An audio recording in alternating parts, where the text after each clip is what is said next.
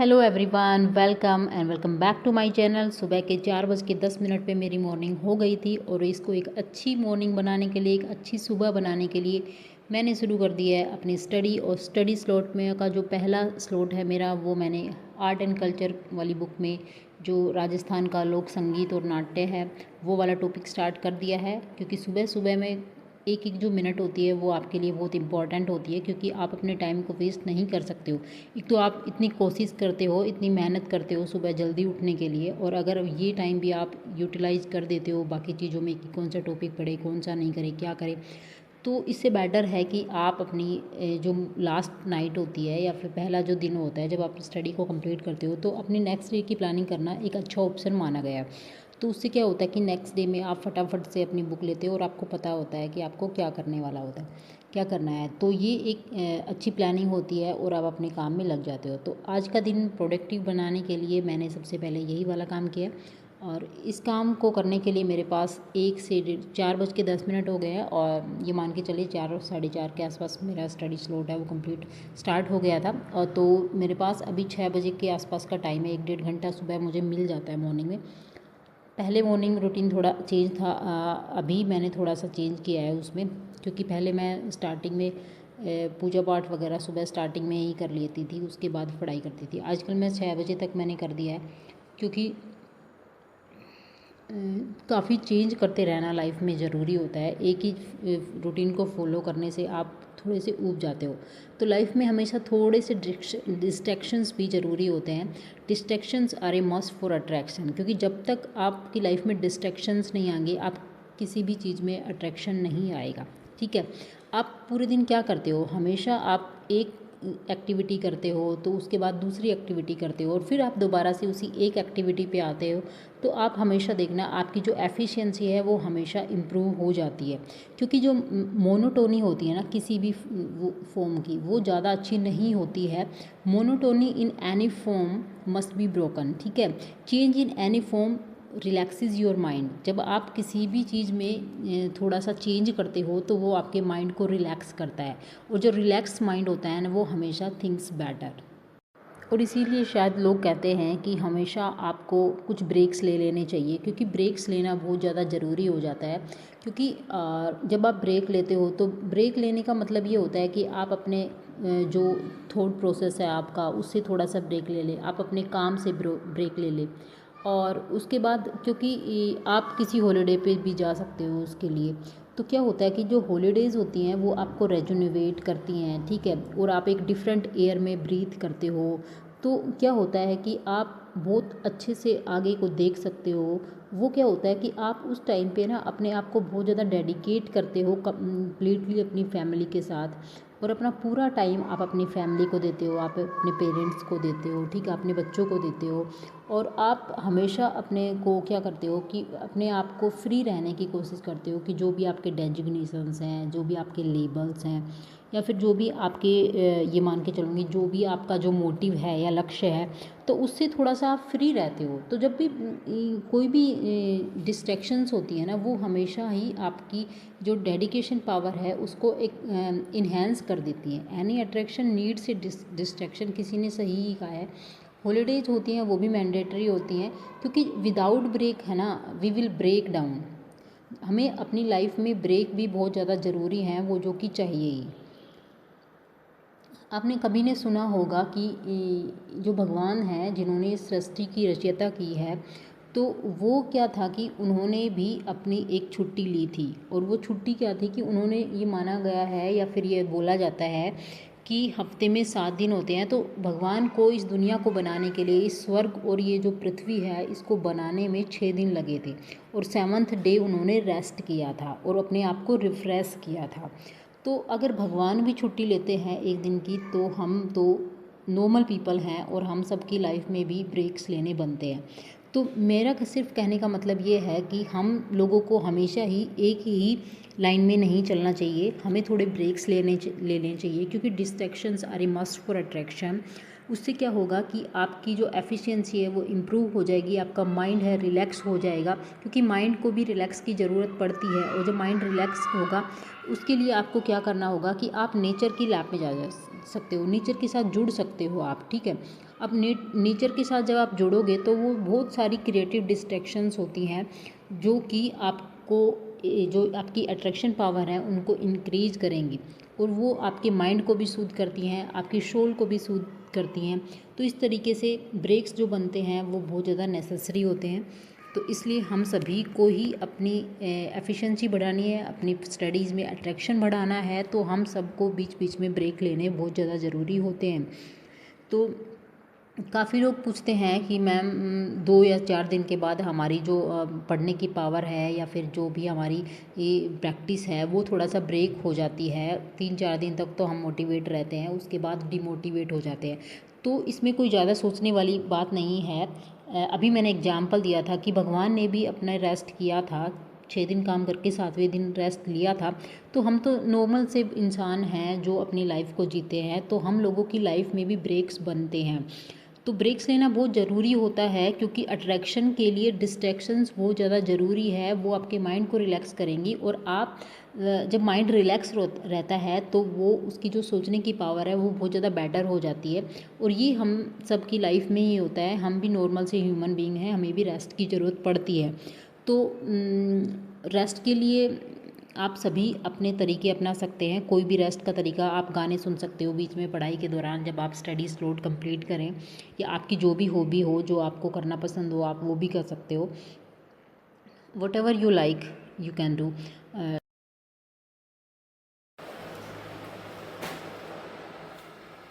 Hello everyone, second slot start करने से पहले मैं आपको बता देती हूँ कि मेरा Rajasthan history art and culture वाला जो बुक है या फिर जो भी सिलेबस है वो कंप्लीट हो गया है। और कंप्लीट का मतलब ये है कि आज मेरे सिर्फ इसके 2 पेज पढ़ने बचे हुए हैं, और 2 पेज पढ़ने के बाद ये सिर्फ 2 ही पेज बचे हुए हैं, आप देखोगे उसके बाद मेरी ये कंप्लीट बुक है ये पूरी हो जाएगी।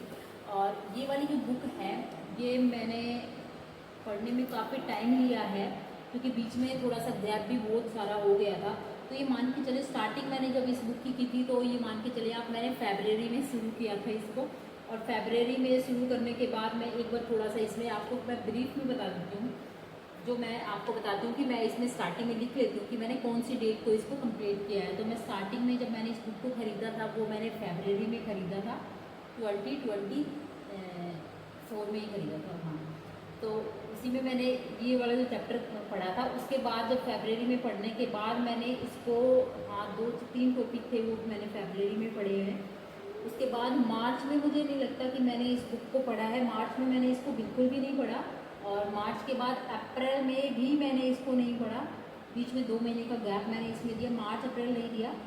हाँ मई में मैंने इसको पढ़ा, जून में पढ़ा है, मई जून और जुलाई में मैंने इसको पढ़ा है, अगस्त के भी मैंने एंड में पढ़ा है, बाकी इसको नहीं पढ़ा है। मतलब ये है, अगर मैं शॉर्ट में इसको बताऊं तो मैंने काफ़ी गैप लिया है इसको पढ़ने में, तो भी फिर मैं इसको 5 या 6 महीने में मैंने इसको कंप्लीट किया है। फरवरी में 1-2 टॉपिक पढ़े थे, उसके बाद मार्च में और अप्रैल में इसको बिल्कुल नहीं पढ़ा, मई में कुछ टॉपिक्स पढ़े, और फिर जून जुलाई में मान सकते हो कि मैंने इस बुक को कंप्लीट करने की कोशिश की। और अगस्त में भी इसके मैंने काफ़ी टॉपिक्स किए हैं, 3 या 4 या आर्ट वाले कल्चर वाले टॉपिक्स। तो आज हम इसको कंप्लीट कर देंगे, और उसके बाद एक नई बुक है वो हम इसमें इंक्लूड करेंगे। और इंक्लूड में जो होगा वो एजुकेशनल मैनेजमेंट वाली जो बुक है उसी को मैं इसमें करूँगी इंक्लूड। और इसका मैंने रिवाइज भी कर लिया है जो ये वाला, लेकिन आर्ट और कल्चर में कुछ टॉपिक्स हैं जिनको मैंने रिवाइज नहीं किया है, तो वो कभी कभी जब मेरे को लगेगा कि थोड़ा सा मैं उसमें बोरियत सी फील हो रही तो मैं इसको रिवाइज करूँगी, बाकी मैं इसको रिवाइज नहीं करूँगी।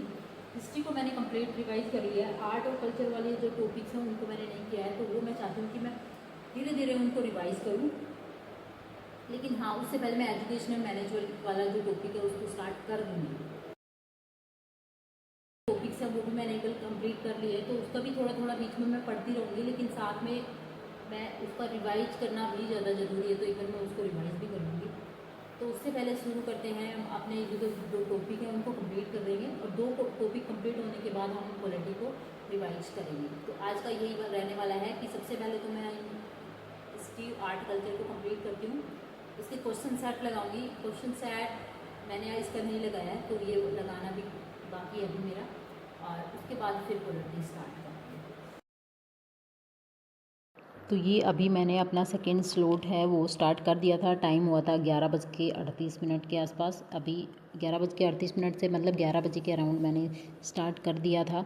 टाइम मैंने नहीं देखा, शायद 11 के अप्रोक्सीमेटली मैं 11 के आसपास स्टार्ट कर देती हूँ अपना सेकेंड स्लॉट। उससे पहले जो है वो सारे हाउस होल्ड जितने भी काम्स होते हैं वो सारे के सारे काम होते हैं 7:30 बजे से लेके और 10 साढ़े 10 बजे तक। जितने भी काम होते हैं, जो मेन जो काम होते हैं वो सारे निपटा लिए जाते हैं मेरे से।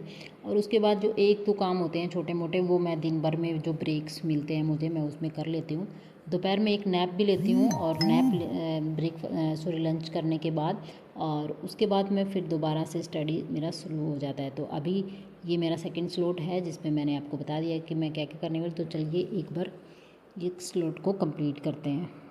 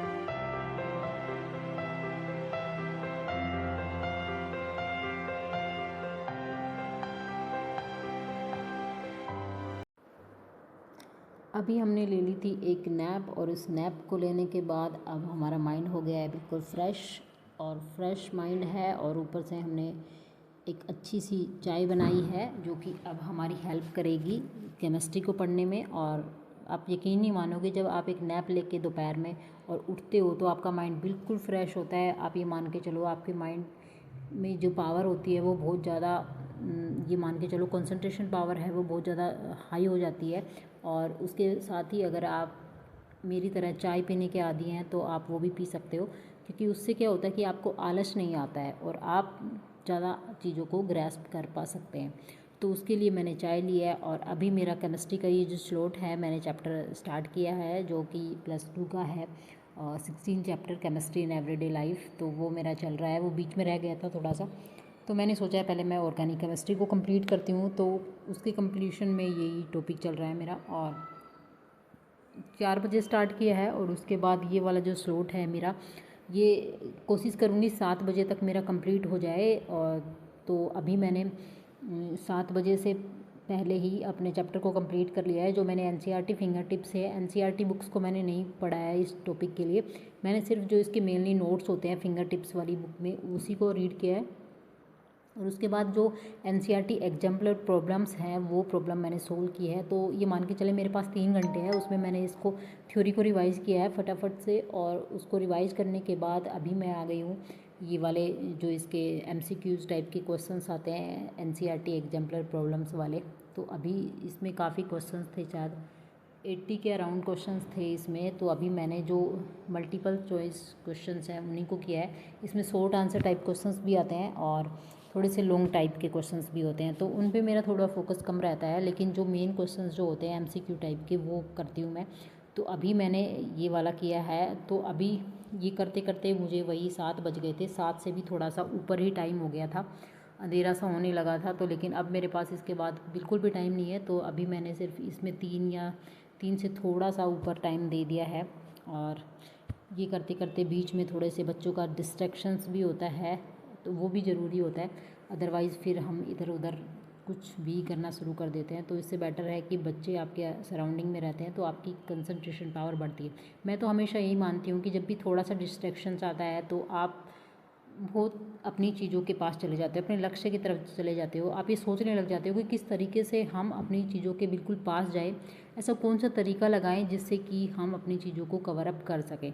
तो अपनी पूरी ताकत लगा दो, अपनी पूरी जान लगा दो कि आपका सपना है वो पूरा हो जाए। सपनों को पूरा करने के लिए आपको अपने नए हर दिन में कुछ न कुछ सोचना होगा कि किस तरीके से आप अपने जीवन को बेहतर बना सकते हो। आज के दिन को बेहतर बनाओ, कल अपने आप बेहतर हो जाएगा।